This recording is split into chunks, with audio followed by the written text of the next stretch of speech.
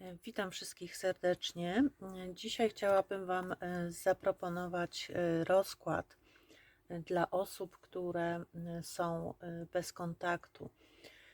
Ten rozkład sprawdzi się zarówno dla byłych partnerów czy przyjaciół, albo także innych ważnych osób, z którymi urwał się Wam kontakt.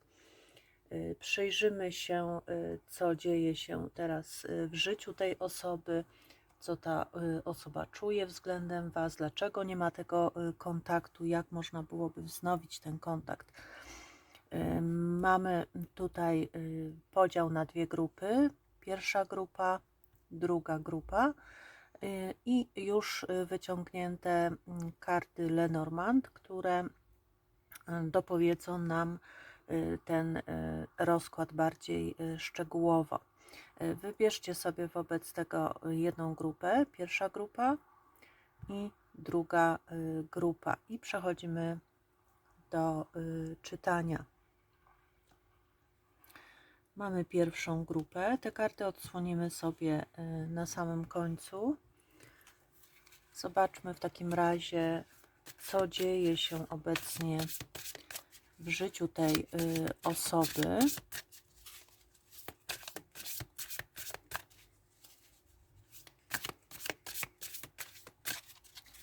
Co dzieje się w życiu tej osoby?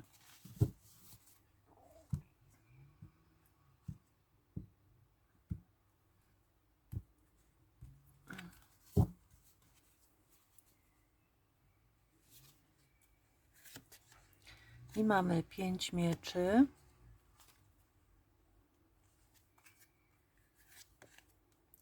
Ósemkę buław.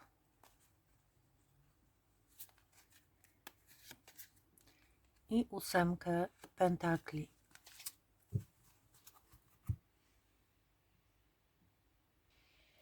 To rozkład, w którym widać dużą tutaj wewnętrzną presję, jakieś napięcia i próbę skupienia się na czymś konkretnym, może na pracy u tej osoby.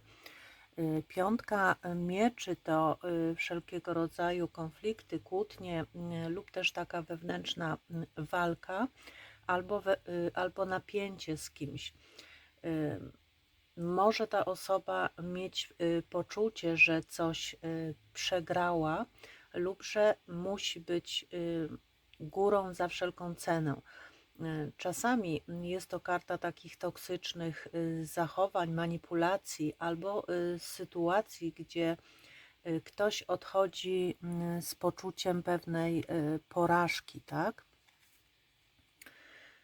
Ósemka buław to szybkość, wiele spraw dzieje się jakby naraz, więc ta osoba może być w jakimś wirze wydarzeń, komunikacji, podróży, nagłej zmiany czy też decyzji.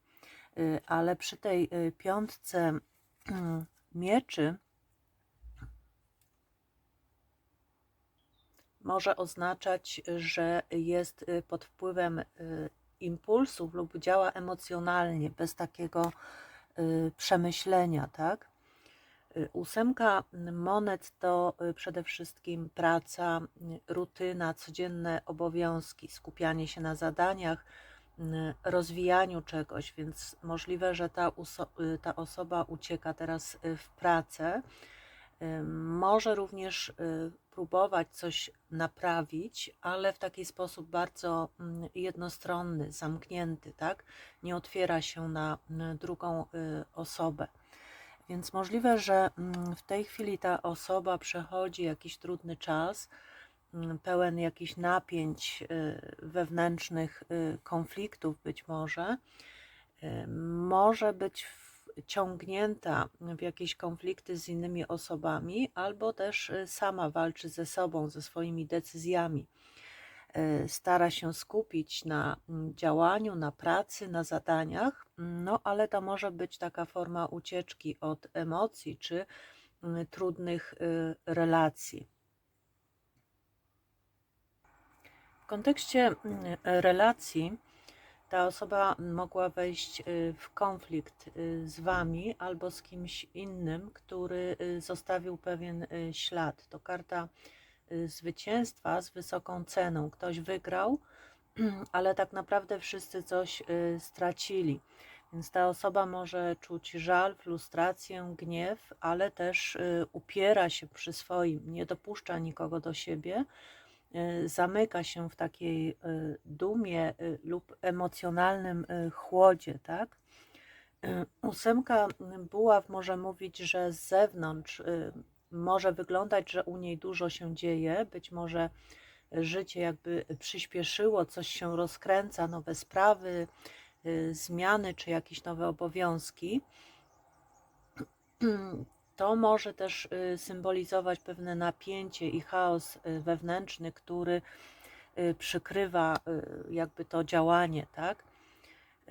Przykrywa tym działaniem te wszystkie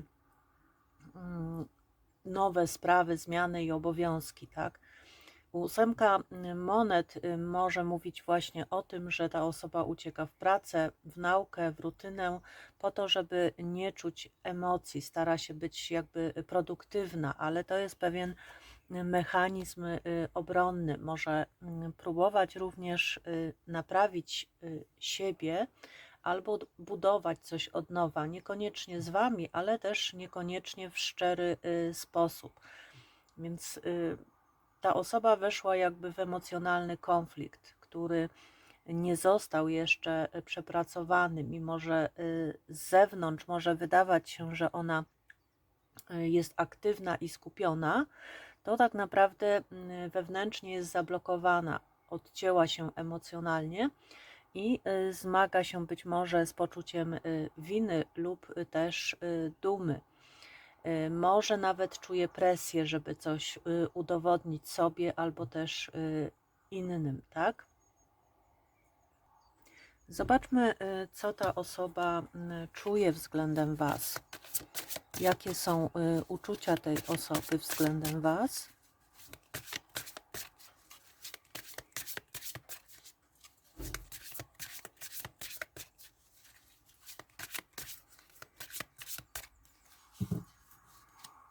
Jakie są uczucia tej osoby względem Was? Mamy ponownie ósemkę, tym razem kielichów, dziesiątkę mieczy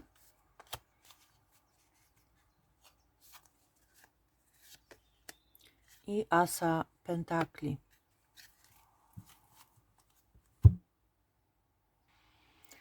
W ósemce kielichów mamy emocjonalne odejście, ale nie z obojętności, tak? Ta karta mówi o kimś, kto odchodzi z ciężkim sercem, często z poczuciem straty.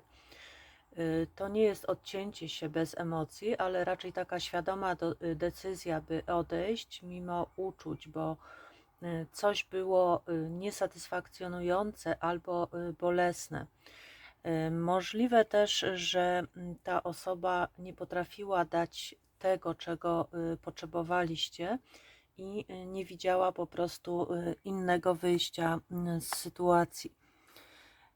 Dziesiątka mieczy, no tutaj mamy poczucie zdrady, ból i koniec. Ta osoba może czuć się zniszczona przez tą relację, albo też wie, że bardzo Was zraniła i nosi w sobie to poczucie winy.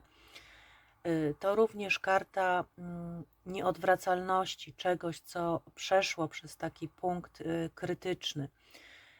W kontekście emocji ta osoba może być w tej chwili taka zamrożona, wycofana, zablokowana, bez zdolności do empatycznego reagowania, tak?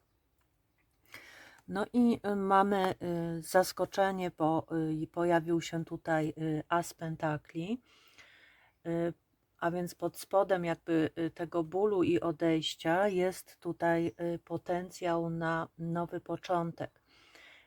As monet to taka realna szansa, która może nadejść później, kiedy rany się zagoją. Może ta osoba mieć też uczucie, że gdyby wszystko było inne, to moglibyście zacząć od nowa. Ale być może w tej chwili nie jest gotowa na to, żeby do końca się otworzyć, więc możliwe, że ta osoba w tej chwili czuje taki bardzo duży emocjonalny ciężar zakończenia czegoś, żalu, bólu związanego z tą relacją. Jest w niej jakby świadomość, że coś się rozpadło bardzo głęboko, no i że emocjonalnie musiała od tego odejść. Ale wewnętrznie tli się w niej taka iskierka, taka myśl, że być może zastanawia się, co mogłoby być, gdyby można było zacząć z Wami od nowa. To nie jest osoba, która nie czuje nic, czuje bardzo dużo i dlatego być może wycofała się z tej relacji. Zobaczmy w takim razie, dlaczego nie ma tego kontaktu. Dlaczego nie ma kontaktu? Wypadła karta rycerza mieczy.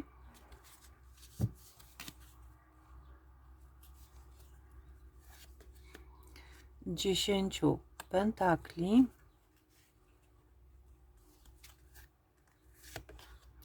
i króla kielichów. Możliwe, że ten kontakt urwał się gwałtownie, być może po jakiejś ostrej wymianie zdań, albo ta osoba zareagowała po prostu ucieczką. Często karta ta mówi o braku gotowości emocjonalnej, o tym, że umysł, logika dominuje jakby nad sercem. Ktoś działa impulsywnie i nie dopuszcza swoich emocji. To jest takie nagłe cięcie, odcięcie się, impulsywność lub też słowa mogły paść, które mocno zraniły którąś ze stron w tej relacji. Dziesiątka monet mówi o stabilizacji, o zobowiązaniach, rodzinie, albo też lojalności wobec kogoś innego, więc ta osoba może być związana z inną rodziną, z inną relacją, albo też jakąś sytuacją społeczną, czy też finansową, która mocno ją powstrzymuje. Także może tu być sytuacja, że w grę wchodzą jakieś inne osoby i dlatego padły tutaj pewne bardzo emocjonalne słowa, mogło dojść do kłótni, do wymiany zdań i ta osoba po prostu wycofała się. Może to również oznaczać, że to Wy chcecie czegoś poważnego, a ona nie była na to gotowa, dlatego też wycofała się, tak? No i mamy kartę króla kielichów. To jest takie bardzo duża emocjonalność, ale też opanowanie, umiejętność opanowania swoich emocji, więc możliwe, że ktoś tutaj nie pokazuje, co tak naprawdę czuje, ponieważ ma nad tym pełną kontrolę, tak? Być może ta osoba czuje się odpowiedzialna albo też przytłoczona czymś lub też winna. Może to oznaczać też, że w życiu tej osoby jest jakaś inna osoba, która w jakiś sposób ma nad nią władzę, tak? Emocjonalną władzę. Może to być były partner, ojciec dziecka, osoba, wobec której ona czuje tą lojalność i zobowiązanie. Więc brak tego kontaktu tutaj może wynikać nie z obojętności, ale raczej z takiej odpowiedzialności i pewnego emocjonalnego zamknięcia się. Mogło tutaj dojść do gwałtownego odcięcia. Osoba ta również może być związana z inną relacją albo też z jakąś strukturą i jednocześnie coś do Was czuje, ale tłumi to pod kontrolą i taką maską dojrzałości, tak? To człowiek, który zamyka swoje serce, ale nie dlatego, że tam nic nie ma, tylko dlatego, że uważa, że nie może tego zrobić w inny sposób. Zobaczmy, czy ta osoba chce wznowić ten kontakt z Wami.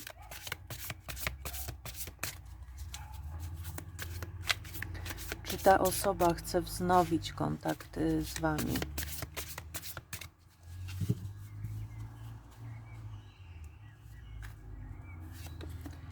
Mamy króla pentakli, siódemkę mieczy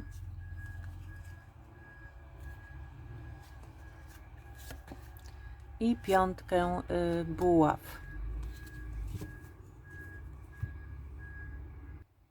To jest osoba, która ceni sobie stabilność, bezpieczeństwo, która być może lubi mieć kontrolę nad sytuacją. Może wskazywać, że w głębi serca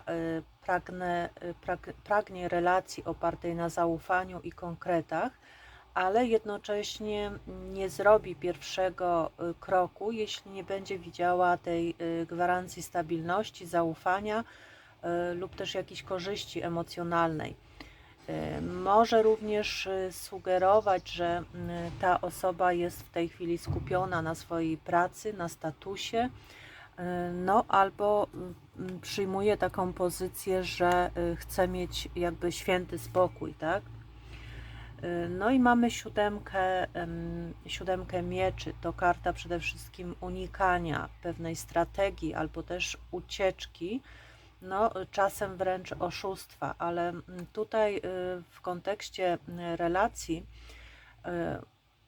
może oznaczać, że ta osoba nie jest z Wami do końca szczera, być może z Wami lub też z samym sobą. Może ukrywać swoje prawdziwe intencje, może trzymać się z dala, udawać, że jej nie zależy, chociaż coś w niej wciąż żyje. Może też próbować tutaj wrócić tylnymi drzwiami, tak? Czyli udawać taki niewinny kontakt, ale jakby nie na poważnie, tak? Nie do końca na poważnie. Piątka buław natomiast mówi o wewnętrznym konflikcie z samym sobą albo też z innymi osobami. To karta walki. Pokazuje, że jeśli nawet ta osoba myśli o kontakcie, to nie potrafi zdecydować się na ten krok. Co się tutaj wewnętrznie blokuje? Czy to jest lęk, czy duma, może poczucie winy, albo jakaś niemożność pogodzenia się z przeszłością. Może ta osoba się bać, że kontakt znów wywoła jakieś napięcie, albo że Wy nie zareagujecie też w sposób pozytywny, nie przyjmiecie go dobrze, tak? Więc tutaj pokazuje się, że ta osoba być może chciałaby tego kontaktu, wznowić ten kontakt, ale nie wie, jak to zrobić w sposób taki uczciwy i bezpieczny dla siebie, tak? Pokazuje się, że chciałaby tego kontaktu, ale na swoich warunkach. Być może ta osoba też unika jakiejś prawdy, być może oszukuje Was lub też samego siebie. Zmaga się tutaj z jakimś konfliktem, no i boi się tej konfrontacji. To nie jest taka gotowość do dojrzałego powrotu, to raczej takie pragnienie z ukrycia, podszyte jakimś lękiem przed skutkami, z którymi może się ta osoba zetknąć, tak? Zobaczmy więc, co tutaj może się wydarzyć w najbliższym czasie między Wami. Mamy rycerza buław.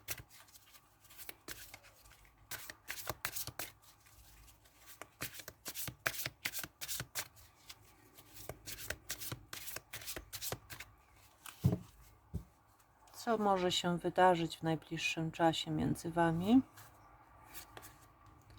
Siódemkę buław i króla buław.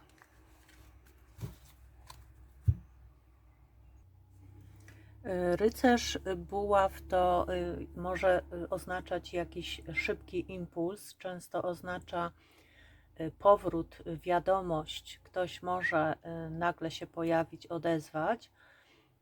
Możecie otrzymać jakąś wiadomość od tej osoby, ale ten rycerz nie zostaje na długo. On działa z pasji, a nie z głębi. Szybko się zapala, no ale też szybko się wypala. W kontekście relacji może to oznaczać chwilowy kontakt ze strony tej osoby lub próba takiego wrócenia, ale bez większej dojrzałości czy stabilności. Siódemka buław może oznaczać, że ta osoba stawia pewien opór, może przyjmuje taką postawę, że nie da się zranić po raz kolejny, tak? Buduje jakby mur wokół siebie. Może też oznaczać wewnętrzną walkę, że jedna strona może próbować chronić siebie przed tymi emocjami, uczuciami lub też kolejnym rozczarowaniem. Czyli stawianie pewnych tutaj granic pokazuje się. Król buław natomiast to silna osobowość, dominacja, ale też kontrola, więc w kontekście tej relacji pokazuje, że jedna osoba, prawdopodobnie ta, o której myślicie, chce mieć pewną przewagę, kontrolę lub też narzucić jakby kierunek dalszego działania. Może oznaczać, że on wróci albo odezwie się, ale nie po to, by spotkać się z Wami jakby w połowie drogi, tylko by znów mieć jakiś wpływ, być po swojemu, taki silny i niezależny, tak? Postawić być może na swoim, więc tutaj w najbliższym czasie pokazuje się, że ten kontakt może się pojawić, ta osoba może nagle wrócić albo wysłać Wam jakąś wiadomość, może być szybki ten kontakt lub próba powrotu, ale jednocześnie może tu być z Waszej strony na przykład pewna ostrożność albo obrona przed nim, przed też reakcją, tak? I tutaj może dojść do takiego zetknięcia się z sytuacją, w której jedna ze stron będzie chciała pokazać, kto rządzi z pozycji siły czy ego, a nie z pozycji partnerstwa, tak? Zobaczmy jeszcze, co ta osoba chciałaby Wam powiedzieć na ten moment.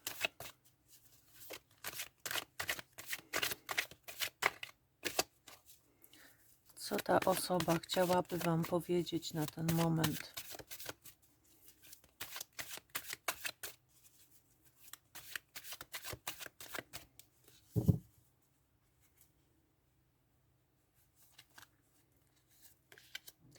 Jesteś lepszą osobą ode mnie, nie jestem Ciebie godny.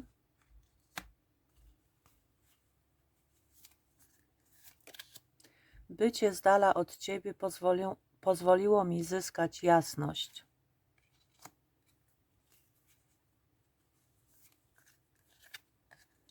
Nie jest jasne, jakie masz oczekiwania wobec mnie. No i na koniec zobaczymy karty Lenormand. Mamy kartę krzyża, kartę kosy i kartę drzewa. Karta drzewa może wskazywać, że ten związek trwał już od jakiegoś czasu. Być może mieliście poczucie, że jest to wasza druga połówka, że to uczucie tutaj między wami jest bardzo silne połączenie partnerów ze sobą. Być może znaliście się też bardzo długo już. Natomiast kosa tutaj pokazuje, że mogło dojść do jakiejś agresji albo ostrych słów, które bardzo zraniły jedną ze stron. Doszło do być może właśnie jakiejś decyzji o rozstaniu, tak? Kosa przecina związki, prowadzi też do separacji. Możliwe, że jedna ze stron tutaj odcięła się ze względu na agresywność drugiego partnera, postanowiła uwolnić się z takiej skomplikowanej relacji, tak? Ktoś tutaj zerwał jakby te więzy, które was łączyły. Pokazał, że ta relacja nie do końca jest tak trwała i stabilna, jak wydawało się to na początku, tak? No i mamy kartę krzyża, więc tutaj obie strony mogły doświadczyć właśnie tego bólu i cierpienia. Pokazuje się tutaj, że doszło do zerwania, do odseparowania się partnerów od siebie. Związek być może był obarczony wieloma problemami i każdy dzień był pewnym wyzwaniem, tak? Tutaj w partnerstwie jakby nie czuć było już tego wzajemnego wsparcia, a zamiast tego mogło się pojawić poczucie dźwigania odpowiedzialności i dużego obciążenia jakby istniejącym stanem rzeczy, tak? Krzyż to często karta mówiąca o toksycznych związkach, no albo też o takich związkach karmicznych, w którym relacja jest jakby do przepracowania, tak?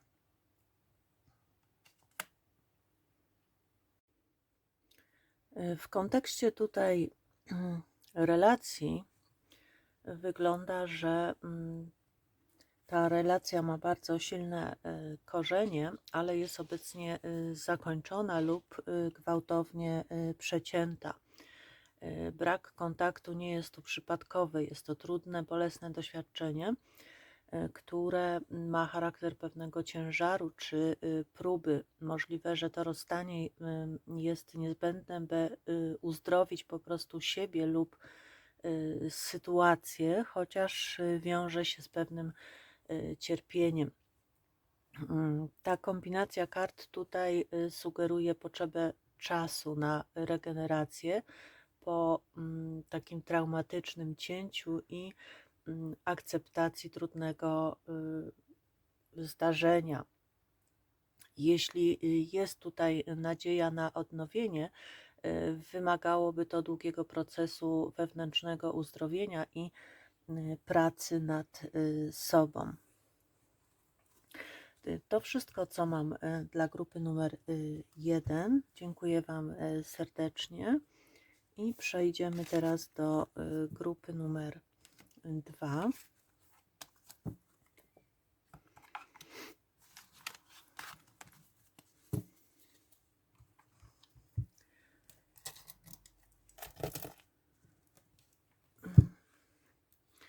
Grupa numer 2. Zobaczmy, jakie energie tutaj będziemy mieli.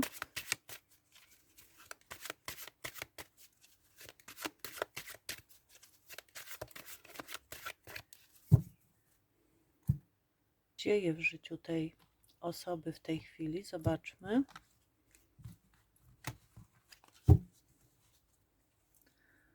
Co się dzieje w życiu tej osoby?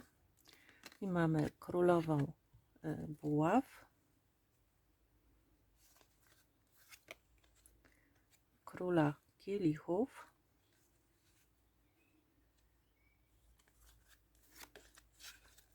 i królową mieczy.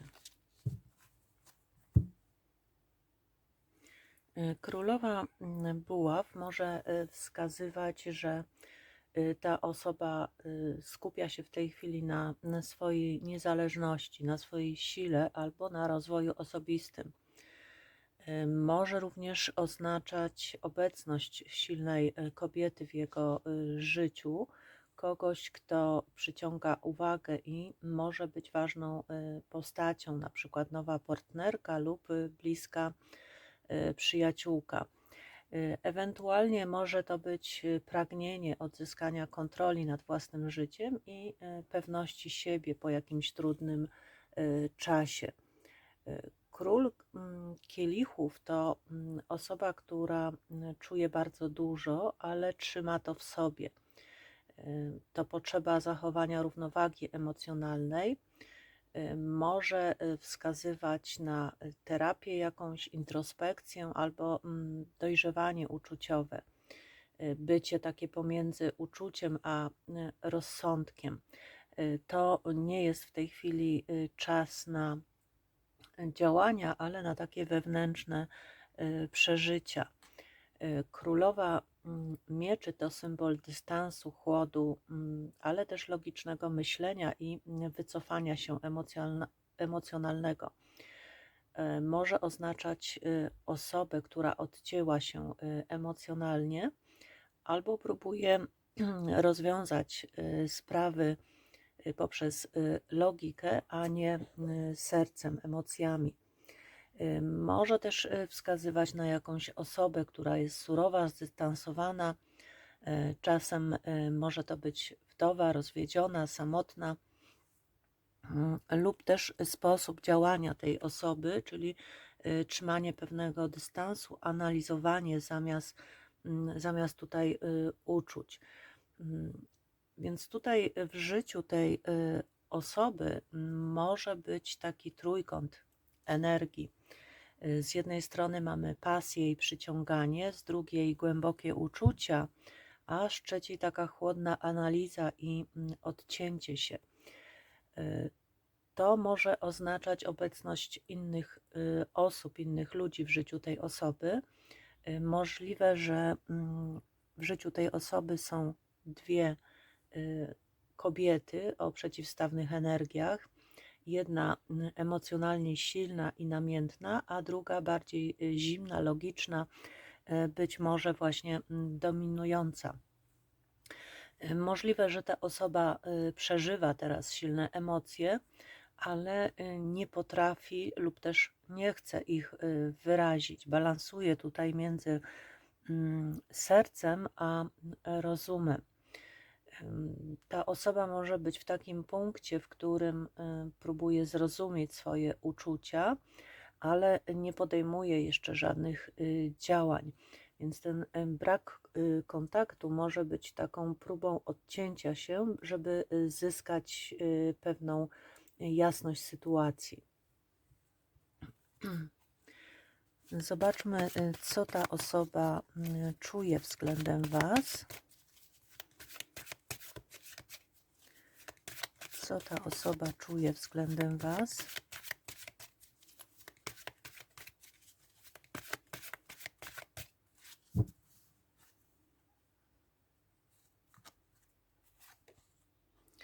Mamy 9 mieczy.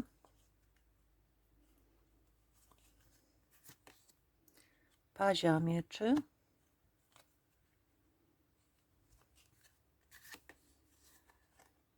I króla pentakli. 9 mieczy to karta zmartwień, żalu, poczucia winy, bezsenności, takiego wewnętrznego cierpienia. Ta osoba może mieć wyrzuty sumienia, żal albo smutek z powodu tego, co się wydarzyło. Może być przytłoczona emocjonalnie, ale tłumi to obecnie w sobie. Czasami może wskazywać też na pewien niepokój związany z brakiem kontaktu, tęsknotę lub wracanie myślami do Was. Paź mieczy to karta obserwacji, ciekawości, ale też dużej ostrożności. Ta osoba może myśli o Was i obserwuje Was z ukrycia, może w mediach społecznościowych. Może też być zaintrygowana Wami, ale też ostrożna i nieufna. Nie wie, co u Was się tak naprawdę dzieje, ale chciałaby się tego dowiedzieć. To pewien też taki dystans i emocjonalna ostrożność. Król Pentakli natomiast to karta stabilności, kontroli i bezpieczeństwa. Może ona mówić o potrzebie poczucia bezpieczeństwa i takiego emocjonalnego panowania nad sytuacją. Może oznaczać, że ta osoba chce pokazać, znaczy nie chce jakby pokazać tych swoich emocji, bo bardziej ceni sobie spokój i kontrolę. Możliwe, że teraz skupia się na pracy, na obowiązkach lub też na rodzinie, na sprawach materialnych, nad czymś po prostu konkretnym, tak? Więc mamy tu zestaw, który mówi, że ta osoba czuje pewien niepokój, wyrzuty sumienia lub żal związany z relacją, ale nie mówi tego wprost. Raczej obserwuje Was z dystansu. Może mieć tutaj wewnętrzny konflikt między uczuciami a potrzebą kontroli czy stabilizacji. To nie jest osoba, która teraz działa emocjonalnie, raczej zamyka się, kontroluje, ale wciąż tutaj myśli o Was.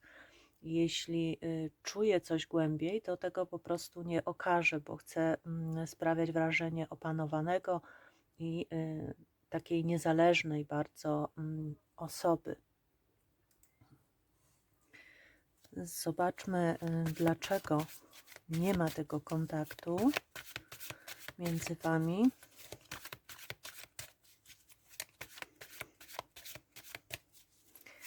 Dlaczego nie ma tego kontaktu między Wami?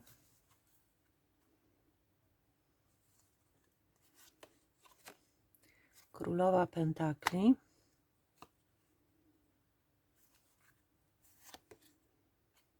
Paź Pentakli.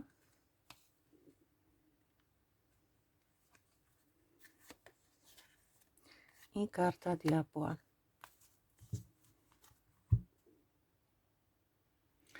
Te karty mogą pokazywać, że ta osoba jest w tej chwili skupiona na stabilizacji, na bezpieczeństwie, na obowiązkach, czy też po prostu na rodzinie. Ponownie mamy tu kartę osobową, a więc może to wskazywać na kobietę w jego życiu, partnerkę, żonę, matkę lub też jego dziecko, wobec którego ma pewne zobowiązania. Może to też wskazywać na jego własną potrzebę utrzymania pewnej kontroli nad codziennymi sprawami, a więc finansami, pracą czy zobowiązaniami rodzinnymi. Powód tego braku kontaktu może wynikać z tego, że chce utrzymać pewien status, porządek w swoim życiu, no i nie zmierza do tego, żeby wprowadzać chaos, tak? Paź monet to karta początków, nauki, takich powolnych, ostrożnych kroków. Możliwe, że ta osoba rozważa kontakt, ale w tej chwili wstrzymuje się. Brak tutaj pewnej dojrzałości emocjonalnej. Być może jest pewien strach przed konsekwencjami, taka niepewność, czy warto wracać. Możliwe też, że ta osoba nie wie, jak się odezwać, czuje się niedojrzała jeszcze do tej decyzji albo nie gotowa na poważną rozmowę. Diabeł to bardzo silna karta pokazująca uzależnienia, namiętności, toksyczne schematy, jakieś uwikłania, strach też przed utratą kontroli. Osoba ta może być uwikłana w jakąś trudną relację albo sytuację, z której po prostu nie potrafi się wydostać. Może to być relacja oparta na jakiejś zależności, manipulacji albo kontroli. Karta ta może oznaczać też, że ta osoba może bać się tych silnych emocji, które czuje wobec Was, dlatego ucieka, by nie stracić kontroli.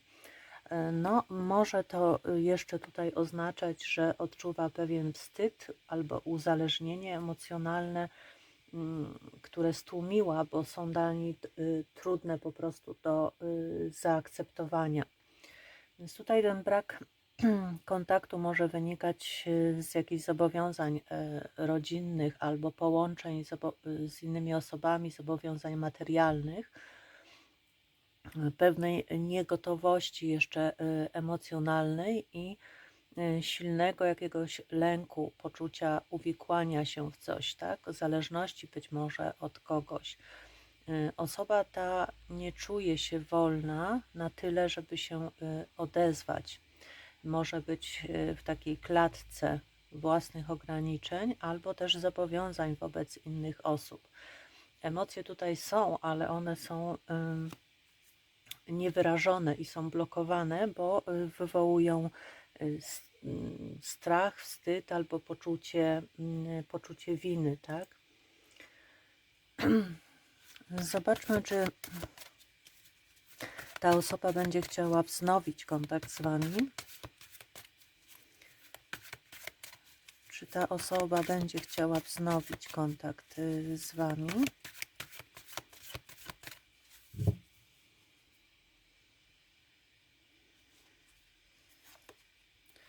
Mamy pazia kielichów.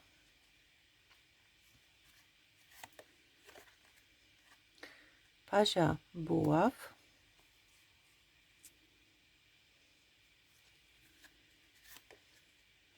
I asa buław. W paziu kielichów mamy tutaj chęć pojednania, okazania uczuć, czy wysłania też Wam jakiejś wiadomości z serca. Więc ta osoba na pewno czuje potrzebę nawiązania kontaktu z Wami, ale być może jeszcze nie wie, jak to zrobić, bo jest niepewna Waszej reakcji. Może tutaj tęsknić, myśleć ciepło o Was, zastanawiać się nad napisaniem jakiejś wiadomości. Paź buław natomiast reprezentuje taką ciekawość i entuzjazm. Wskazuje tutaj na wewnętrzną gotowość do działania. Pokazuje, że ta osoba będzie miała ochotę coś zainicjować. Może już nawet rozważała kilka razy, żeby podjąć tą próbę kontaktu z Wami. To również karta wiadomości, więc możliwe, że ta osoba przymierza się do tego, żeby z Wami się skontaktować. I as buław natomiast to bardzo silne pragnienie, taka iskra, która zapoczątkowuje coś nowego. Więc mamy tutaj bardzo silne pragnienie odnowienia tego kontaktu, zwłaszcza jeśli między Wami była ta chemia, pasja i namiętność. Karta ta może wskazywać na taką wewnętrzną decyzję lub zbliżający się ten moment działania.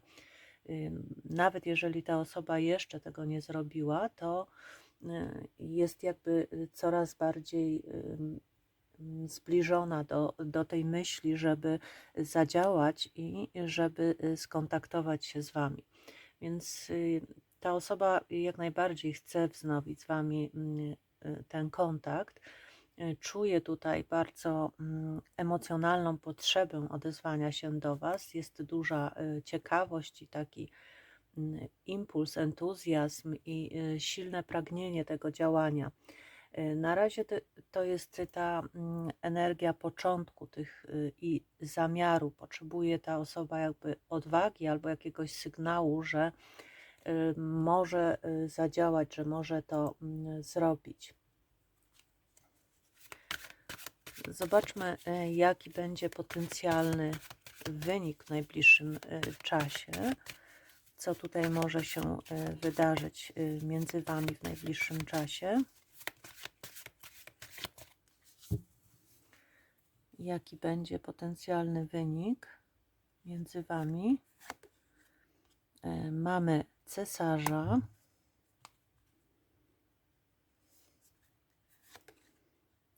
Trójkę pentakli.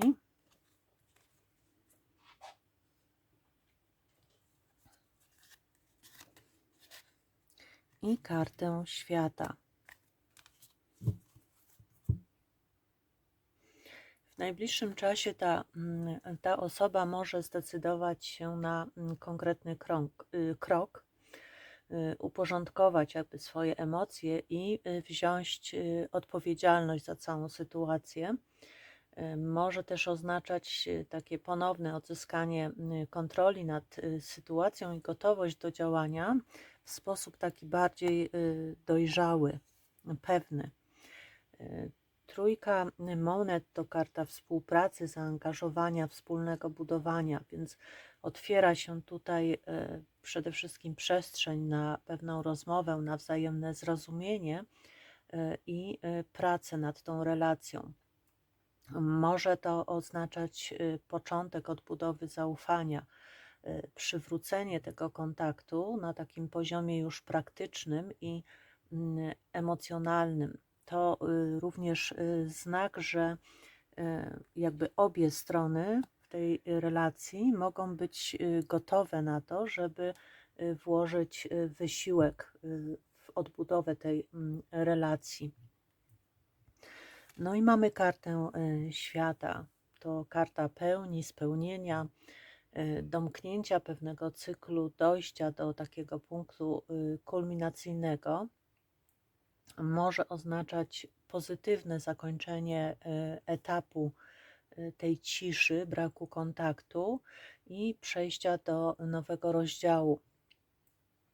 Może oznaczać też uznanie, że to, co było między Wami, ma sens i warto dać temu kolejną szansę. Czasem ta karta symbolizuje też kontakt na odległość lub też przez internet, odnowienie tej więzi, która jest z dystansu, tak? Więc mamy tutaj przede wszystkim w tych kartach taki realny, konstruktywny kontakt. Osoba ta może zdobyć się na działanie w sposób już taki bardzo dojrzały i odpowiedzialny. Pokazuje się tutaj, że otworzy się na rozmowę, na współpracę i na wzajemne zrozumienie. Cała ta sytuacja może przejść jakby do nowego etapu, który zamknie już to, co było, no i da po prostu szansę na taki świeży, nowy początek. Zobaczmy jeszcze, co ta osoba chciałaby Wam teraz powiedzieć, a nie może, bo brak jest tego kontaktu chwilowo. Co ta osoba chciałaby Wam w tej chwili powiedzieć? Nie chcę już uciekać, tylko wyznać Ci całą prawdę.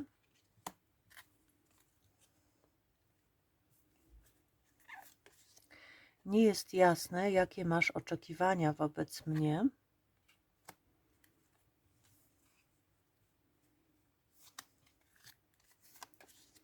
Uświadomiłem sobie, że jesteś jedyną osobą, z którą chcę spędzić resztę życia.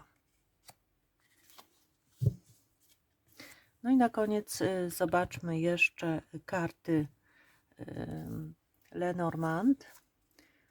Co nam tutaj wyszło?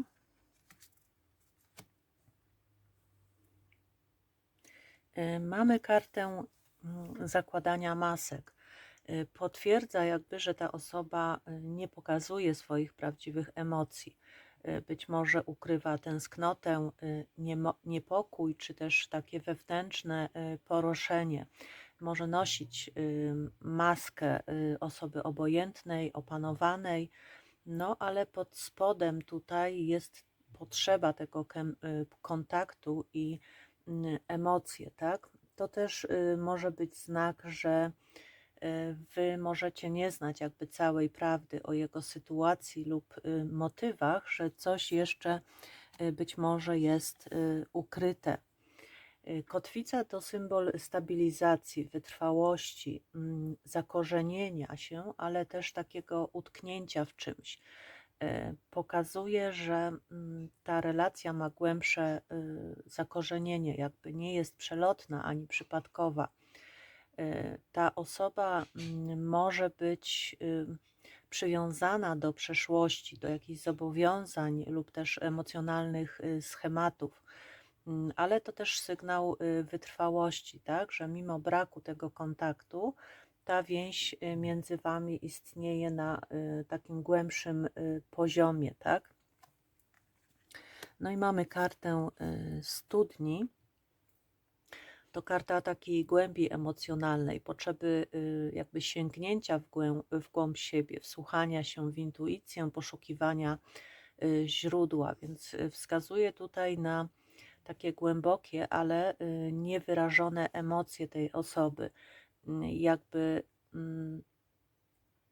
coś ciągnęło ją w dół, tak? Do takiego wewnętrznego poruszenia. Może też mówić, że dopiero takie głębsze wejrzenie w siebie może otworzyć jakby drogę do uzdrowienia tej relacji. Być może dotyczy to też Was, tak? Nie tylko tej osoby. Może potrzebne jest takie głębsze wejrzenie w siebie, żeby odnaleźć tą drogę do uzdrowienia tej relacji. Studnia sugeruje też, że to nie czas na taką powierzchowność. Relacja ma duchowy potencjał, ale wymaga tej wewnętrznej pracy i autentyczności. Więc możliwe, że ta osoba ukrywa swoje prawdziwe uczucia, ale są one głębokie, zakorzenione.